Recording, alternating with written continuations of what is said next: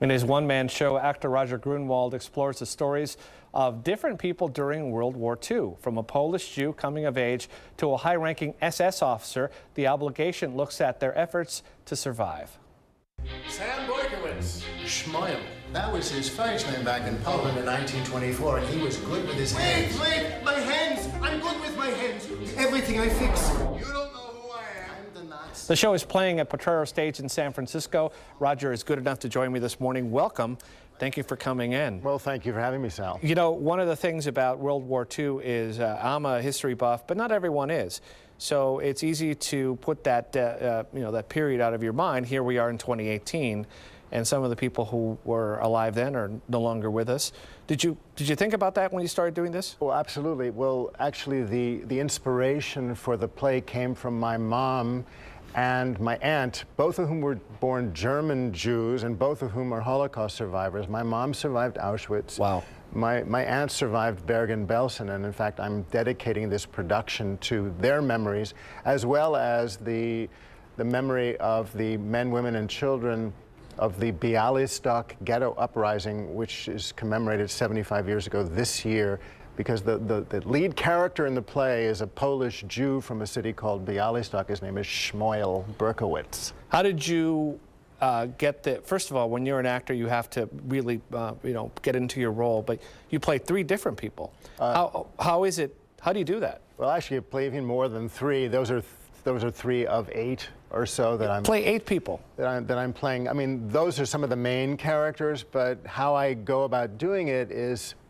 a lot of work on establishing what the specifics are for the character, their backgrounds, how they sound, how they look, how they walk, and then you develop what they would have said in World War II, right? You can't use slang from anywhere other than that period, right? Yeah, I mean, I try as best as I can to root each character in the specifics of the time, where they come from, and what their world view is, so that the language that they speak mirrors as much as possible the characters they represent. Do you find that you're doing a service to people who want to know more about what was inside the heads of these people? They didn't have some of the luxuries that we have about knowing how the world works. They were just really confined to what they knew at the time, and sometimes it wasn't much. No.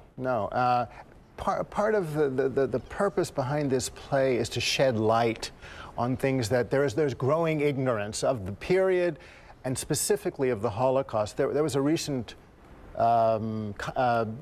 study that was commissioned by the Conference on Jewish Material Claims Against Germany, known as the Claims Conference, that revealed that 66% of millennials don't know what Auschwitz was.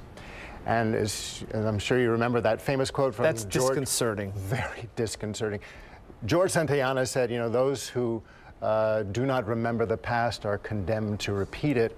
And this is very dangerous to forget, to be ignorant of this history, because, well, there's potential danger of going down that road again. So that's part of the reason. That's what motivates me. That's, if you will, my obligation. Well, okay, without giving it away, when I saw the word obligation, I thought, okay, there's going to be some sort of a moral dilemma, obviously, faced here, and you can't give away what it is. But can you tell me some of the moral decisions that people were making at the time? Well, there are many.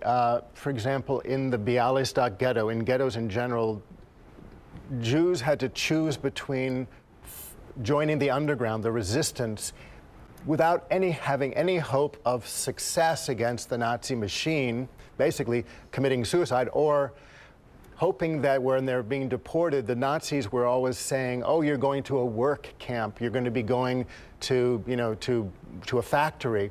It was just a ruse that was used to keep people, pacified, so that they would go in an orderly fashion to their death. So many Jews knew this, the underground knew this, the resistance knew it. So the resistance, and this is one of the dilemmas that gets played out in the play. Schmoyle gets approached by a young woman who is in the resistance, but he doesn't want to do it because he doesn't want to die fighting. He's going to take his chances. So that's one of the moral dilemmas. Another one is that's considered the choiceless choice. But there are there are many of these kind of dilemmas that occur over the course of the play. Well, I can't wait to see it. I love World War II history, and I like that you're doing this to educate us, who, you know, word around, obviously. Roger Grunwald, we've put tickets on KTVU.com to see this. It's at the Portero Theater. You can look for it in the web link section under the Mornings on 2 tab. You can also find it on our mobile app. Roger, thanks for coming in. Thanks for having me, Sal. We'll be right back with more of Mornings on 2 after this.